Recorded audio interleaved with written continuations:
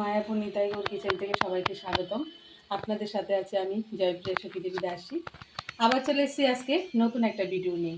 আজকে আমি বানাবো, এই দেখুন, এই প্রচণ্ড গরমে আমরা লাউ, যাতে পেট ঠান্ডা থাকে এই জন্য লাউ দিয়ে আজকে একটা রান্না করব। এই যে প্রথমে দেখুন, এই যে কচি লাউ, একদমই কচি লাউ, এই কচি লাউ দিয়ে লাউয়ের কুপ্তাকারি রান্না করব। অনেকেই লাউ ঘন্ট, লাউয়ের শুক্তো খেতে চায় না বাচ্চারা, তাদের জন্য আজকে এরকমভাবে রান্নাটা। তেলে প্রথমে আমি লাউটা বানিয়ে নিচ্ছি। এই দেখুন, লাউটা আমি বানিয়ে একদম এই যে ছোটো ছোটো করে চিকন চিকন করে বানিয়ে নিয়েছি। আপনারা ছেড়ে বানিয়ে বা গ্রাইন্ডার দিয়ে গ্রাইন্ড করে নিতে পারেন এরকমভাবে। এই যে একটু লবণ মেখে রেখেছিলাম, এই যে লবণ মাখাতে গেলেও এই জল উঠে যাচ্ছে। এখন আমি লাউটাকে ভালো করে চিপে নিচ্ছি, কারণ আমি আর ভালো করে চিপছি না, কেন না, কারণ আমার যখন এটা মাখাতে যাব তখন একটু একটু জলের প্রয়োজন হবে, এর জন্য মোটামুটিভাবে চিপে নিচ্ছি। এই যে লাউগুলো আমি চিপে নিলাম, তারপর যে জুসটা ছিল, এই জুসটা আপনারা খালি পেটে খেতে পারেন। এটা যাদের মানে প্রেশার, সুগার, তারপর থাইরয়েড, ফ্যাটি লিভার, এগুলির জন্য খুবই উপকার এই লাউয়ের জুসটা আমাদের। আর লাউটাই আমাদের উপকার লিভারের জন্য, সব কিছুর জন্য। এই দেখুন, এখন আমার এই যে ভালো করে করে নিলাম। এখন আমি এখানে দিয়ে দিচ্ছি, এখানে আমি ছোলার ডাল বেটে নিয়েছি। ছোলার ডালটা একটু ভিজিয়ে কয়েক ঘন্টা বেটে নিয়েছি। এখানে আমি 2 চামচ ছোলার ডাল বাটা দিয়ে দিচ্ছি, আর স্বাদ মতো লবণ দিয়ে দিচ্ছি। আগে যেহেতু আমি একটু লবণ মেখেছিলাম, তার জন্য লবণটা আমি পরিমাণে কম দিয়েছি। আর এখানে একটু এই যে আদা কুচি দিয়ে দিচ্ছি, লঙ্কা কুচিটাও দিয়ে দিচ্ছি।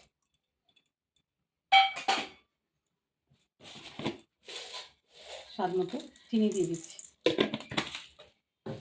একটু হিং গুঁড়ো দিয়ে দিচ্ছি, কারণ লাউটা তো এটাকে একটু টেস্টি করার জন্য একটু মশলা দিচ্ছি আমি। একটু ধনে পাউডার একটু দিয়ে দিলাম, অল্প পরিমাণে একটু সাম্বার দিয়ে দিচ্ছি, জিরে গুঁড়ো দিয়ে দিলাম,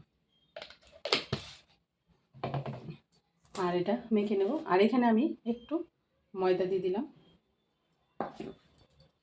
এখানে আমি 2 চামচ চালের গুঁড়ো দিয়ে দিলাম।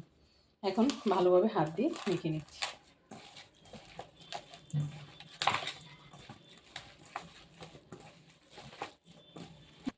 এই যে মাখাটা এই যে এরকম এরকম যাতে দেওয়া যায়।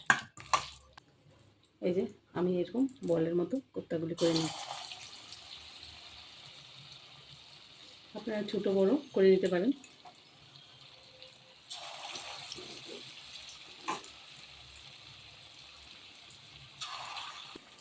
এই যে গ্যাসটাকে আমি হাই ফ্লেমে রেখে দিয়েছি, বাড়িয়ে নিয়ে আমি ভেজে নেব। এই যে 1 কোলা হয়ে গেছে, ভেজে নিচ্ছি। এই যে আমি এই পিঠা উল্টে দিচ্ছি।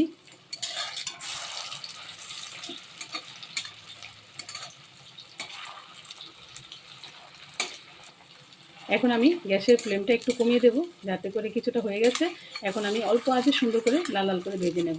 এরকম করে ভেজে আমি 1 কোলা ভেজে নিচ্ছি। এখানে আমি লাউয়ের কোপ্তাগুলি ভেজে নিয়েছি, দেখুন এরকমভাবে লাল লাল করে ভেজে নিয়েছি। আর এখানে আমি কিছুটা মশলা নিয়েছি এই কোপ্তা রসাটার জন্য।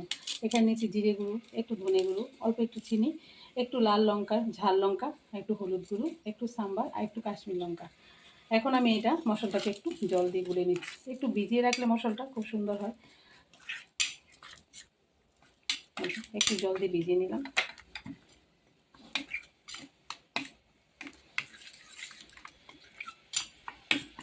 কড়াইতে আমি তেল বসিয়ে দিয়েছি।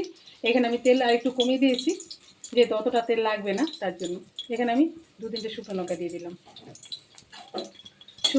শুকনো লঙ্কাটাকে একটু ভেজে নিচ্ছি। ফোড়নের জন্য নিয়েছি গোটা জিরেটা দিয়ে দিলাম, জিরেটা একটু ভেজে নিচ্ছি। এখানে একটু আদা কুচি আর একটু লঙ্কা কুচি দিয়ে দিলাম। এই যে ভালো করে ভেজে নিচ্ছি। আর এখানে একটু আমি টেস্টের জন্য একটু হিং গুঁড়ো দিয়ে দিচ্ছি। এটা চাইলে আপনারা নাও দিতে পারেন, একটু দিলাম, সামান্য, বেশি তো দেবো না। আর এখানে যে মশলাটা গুলে নিয়েছি, এই মশলাটা দিয়ে দিচ্ছি। এই যে মশলাটা যখন একটু ভাজা হয়ে যাবে, তখন আমি টমেটো পিউরিটা দিয়ে দিচ্ছি। এখানে আমি টমেটো পিউরি করে নিয়েছি। এখানে আমি 2 চামচ মতো দিয়ে দিলাম, আর একটু দিয়ে দিলাম।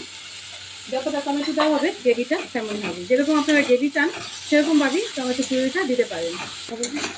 এই দেখুন মশলাটা এই যে একদম কষে যাচ্ছে আর তেলও বেরিয়ে যাচ্ছে। ইচ্ছে মতো মানে ভালোভাবে এই মশলাটাকে কষাতে হবে। যত মশলাটা কষানো হবে তত রান্নাটা টেস্টি হবে। আমাদের এই মশলাটার কাছেই রান্নাটা। এই দেখুন আমি আরও কিছুক্ষণ ভেজে নেব, মানে এই যে জিরে বাটা, টমেটো, গ্রেভি, এটা যাতে খুব সুন্দর করে ভাজা হয়। এই দেখুন মশলাটা একদম সুন্দরভাবে ভাজা হয়েছে, দেখুন ছেড়ে ছেড়ে দিচ্ছে, এই যে একদম ভালোভাবে ভাজা হয়েছে। এখন আমি এটা পরিমাণ মতো জল দিয়ে দিচ্ছি, কোপ্তাগুলি যাতে ডুববে সেই মতেই আমি জলটা দিচ্ছি। সব মশলার মধ্যে সব কিছু দিয়েছি, লবণ দিইনি, কারণ লবণটা ওই সময় দিলে না মানে আন্দাজটা ভালোভাবে পাওয়া যায় না, তার জন্য এই জুসটা দিয়ে আমি স্বাদ মতো লবণ দিয়ে দিচ্ছি। আর এইভাবে লবণটা যখন দেবেন না একদম পারফেক্ট হবে, আপনার মানে টেস্ট করতে হবে না, দেখতে হবে না, ভোগের রান্না এরকমভাবেই একদম পারফেক্ট হয়। এই যে ভালোভাবে ফুটিয়ে নিচ্ছি। আর এরকমভাবে ভগবানের রান্নাগুলি খুব সুন্দরভাবে যখন আপনি করে ভগবানকে ভোগ লাগাবেন, নতুন নতুন রান্নাগুলি ভগবানের জন্য, মানে আমাদের ইচ্ছেটা থাকবে যে এটা আমরা ভগবানের জন্য করছি। আমার গৌর নিত্যানন্দ আছে, গৌর নিতাইয়ের জন্য রান্নাটা করছি, করে তারপর ভগবানকে ভোগ লাগালে তখন অপূর্ব লাগবে এই প্রসাদটা খেতে। এ দেখুন জুসটা ভালোভাবে ফুটে গেছে, এখন আমি এই কোপ্তাগুলি দিয়ে দিচ্ছি।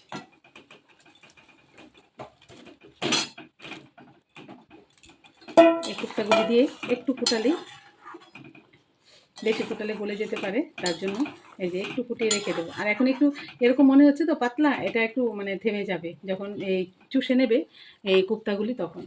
এখন আমি এখানে একটু গরম মশলা গুঁড়ো দিয়ে দিচ্ছি, এখানে একটু ঘি দিয়ে দিচ্ছি, একটু ভালো সেন্টের জন্য ঘিটাও দিয়ে দিলাম। এই দেখুন আস্তে আস্তে এই যে একদম কোপ্তাগুলি চুষে নিচ্ছে, মাখামাখা হয়ে যাচ্ছে। এই জুসটা ঠান্ডা হলে একদম ঠিক হবে, আরও কম দিলে একদমই শুকিয়ে যাবে, তখন ভালো লাগবে না। দেখুন হয়ে গেছে, এই যে আমি এখন নামিয়ে দিচ্ছি। এই যে দেখুন দেখাচ্ছি, এই যে এই যে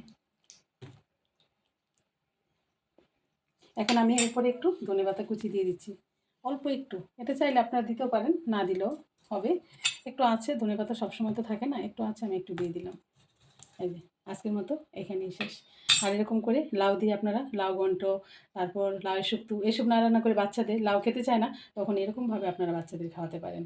আর এটা রুটি দিয়ে, লুচি দিয়েও খুব ভালো লাগবে। আজকের ভিডিও এখানেই শেষ, সবাই ভালো থাকবেন, সুস্থ থাকবেন, আবার দেখা হচ্ছে পরের ভিডিওতে। হরে কৃষ্ণ।